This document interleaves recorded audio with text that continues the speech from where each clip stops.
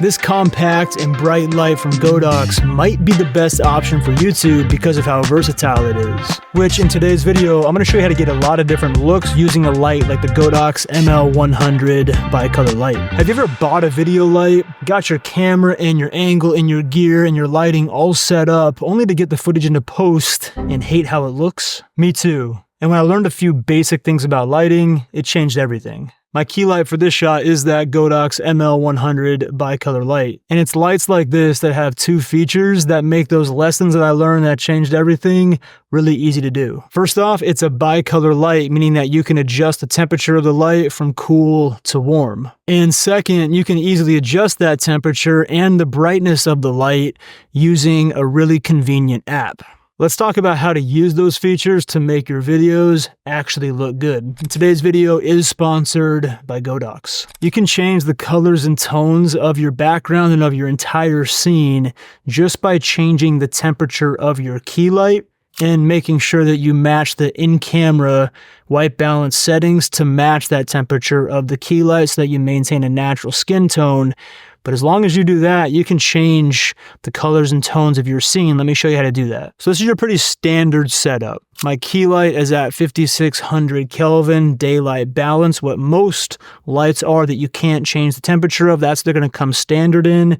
In camera, I'm matching that white balance by manually setting in-camera white balance to 5600 Kelvin. Take note here of how the skin tone looks, but also how the colors and tones in the overall scene look. Oh, and my backlight that's lighting this back wall here is also a daylight balance light at 5600 Kelvin. But maybe you don't like how this looks. Maybe you want to make it a little more cool. Here's what you can do. If you change your camera in camera white balance here, we're going to bring that down to 4000 Kelvin. And everything has a nice kind of cool blue hue to it. Maybe it's a little bit over the top, but we're just getting the demonstration here. Has a nice kind of blue hue to it. My skin tone looks crazy though. Here's how you fix that. I'm going to go over, and this is where having this Godox app is really nice. I'm just going to adjust the light to match the in-camera setting of 4000 Kelvin. And now my skin tone is back to normal, but we maintained that cool kind of hue to the overall background and to the scene. But maybe you don't like how that looks and you want the opposite. Simple enough. I'm going to go in camera. We're going to adjust my in-camera Kelvin. Let's just go to 6100. Let's go 6300 Kelvin. And yes, back here on this Godox light, I'm going to bring that up to match at 6300.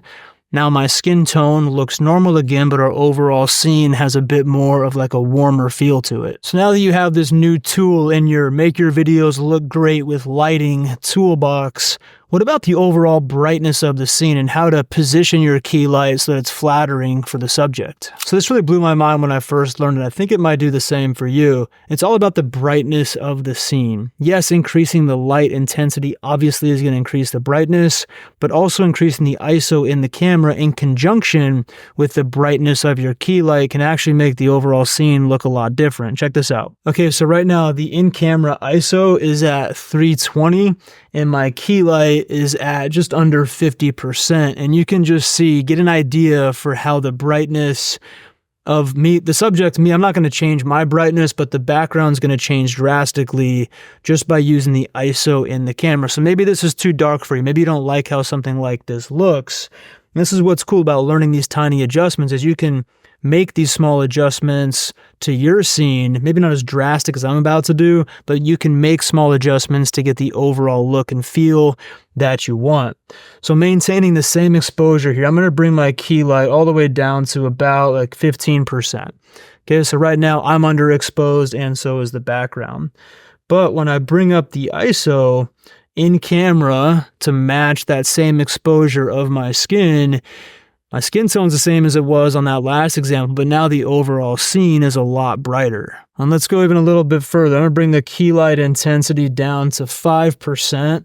And we're just going to increase the ISO in camera to match that same exposure on my skin that we were looking at a second ago.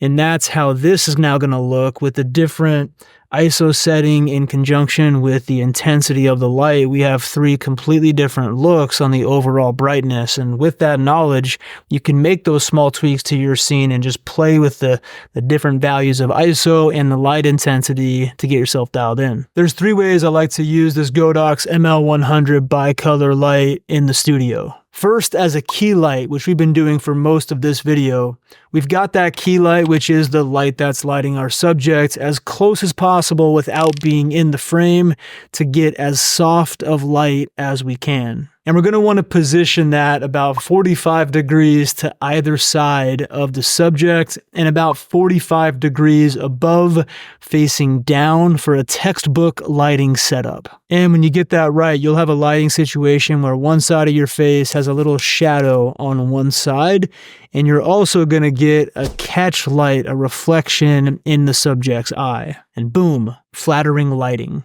Another way I like to use the light like this is as a fill light, which I've just got it in the corner of the room, pointed straight up and turned all the way up.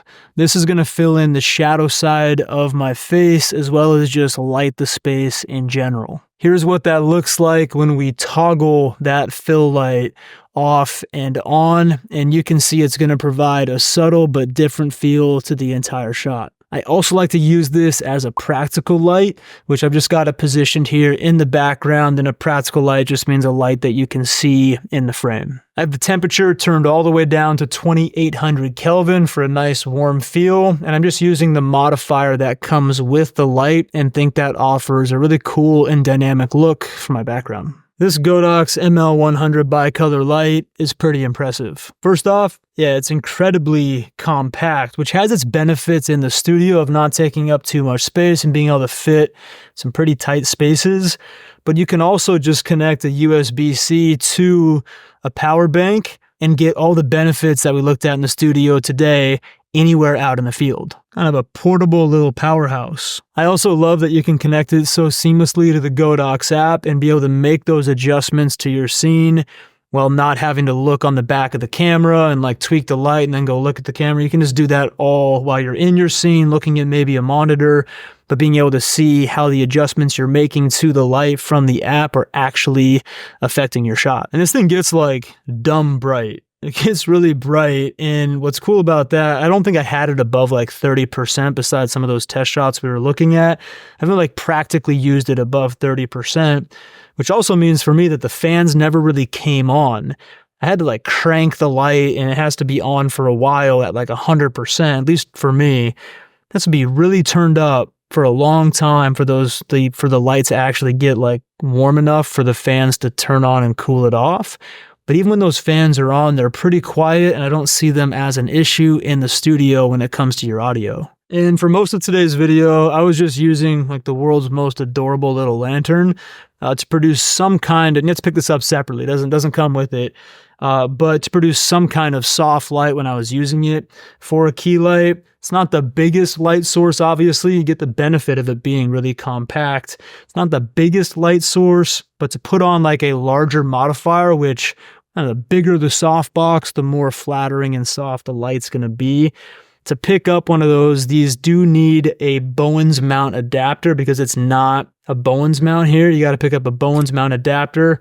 And then once you do that, you can connect almost any modifier, Bowens mount being kind of the gold standard universal adapting system, but you can pick that up and put pretty much whatever modifier that you want on the light. It does, however, come with this reflector lens, which can be pretty beneficial. Like I was using this for that practical when like the light was just in the background.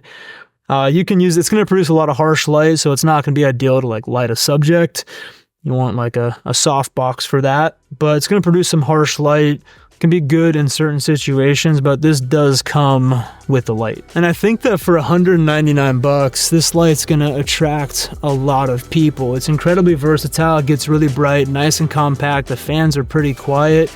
I loved using it in the studio here. I think if you're making any videos for social media, this is a light to absolutely look at. I know it's going to have a place in my studio. And you can check out the special link in the description to pick yours up. And if you really want to master how good your videos look, you're going to have to learn how to nail your exposure every single time, which is exactly why I put my exposure system into that video. You'll want to check that one out. Anyways, I'll see you in the next video. Take care.